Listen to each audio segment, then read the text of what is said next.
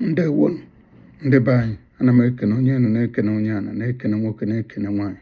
Ebukwelu m bịa tata iwe nji maka ya bịa tata maka iwe a na-aga mmadụ mechie oche na ọdụgo frin ya chezozie n'ụwa a na-ekenye onye ọbụla ka otu o si wee mee n'ụwa a na-ekene onye ọbụla ụgwọ ọrụ ya, otu ọbụla isi na wee lụ dị ọrụ ka a ga-esi kwụọ ụgwọ.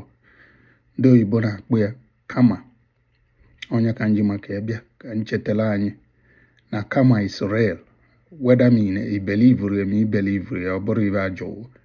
And mgbe gboo a sị na onye mee ibe ụmụ ya taa abụbụ ya, ịghọtago.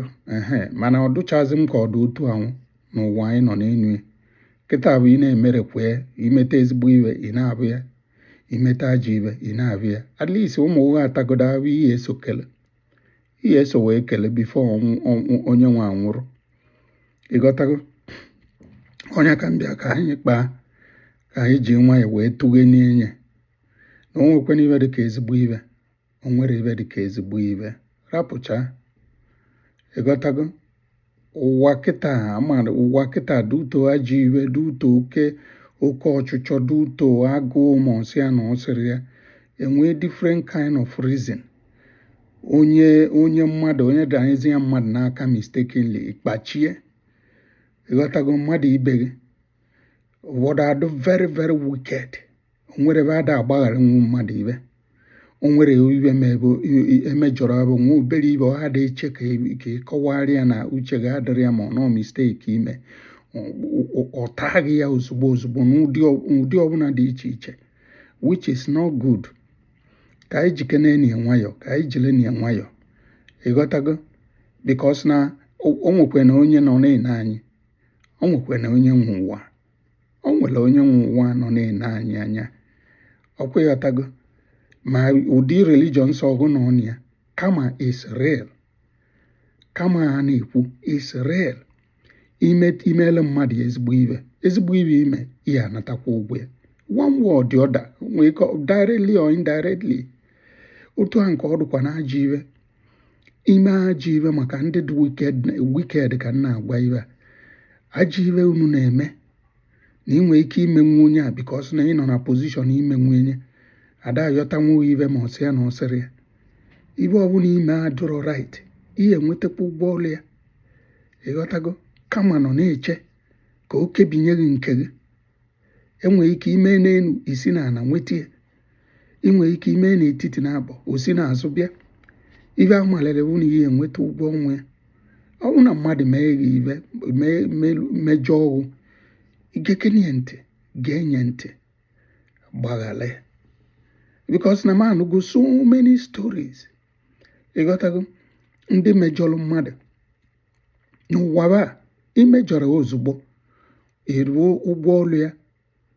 Onye ka na-asị ka anyị wee nie nwayọ, ka anyị wee nie nwayọ, nwekwa nwee sense of forgiveness, nwee sense of understanding, nwee sense of likeness. Si ka dowegodo na love n'akụkụ, ịlaikisi dị ya na mmadụ ibe gị, ma na ọ bụrụ ya ka ọ soro nsogbu ị na-aga tru. Onwekwana onye nwere nsogbu, o nwere na ibulu nke gị pụta ọdụka gha asị na nke gị ka ị nwere ike.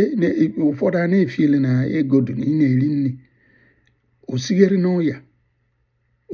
n'ọya bụ amara ebe ị na-aga tru. Onwe onye soghị ala anabụla, onwe onye ma akwa ị na-ebe n'anyasị, onwe onye ma ụdị ebe ị na-aga tru.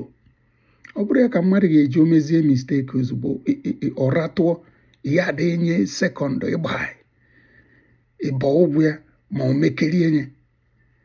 Ọ bụla onye nọ na mkpa imesie nye ike maka na ọ dụlụ mma.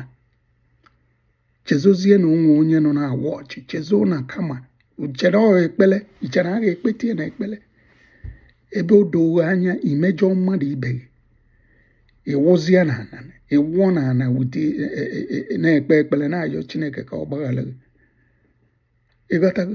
Chineke gbagharagodo uwu, kama ga-abịakwa, ọ ga-abịa. So na ana m ekwu biko dododo ka anyị ji nwanyị na-eso ibe ụwa.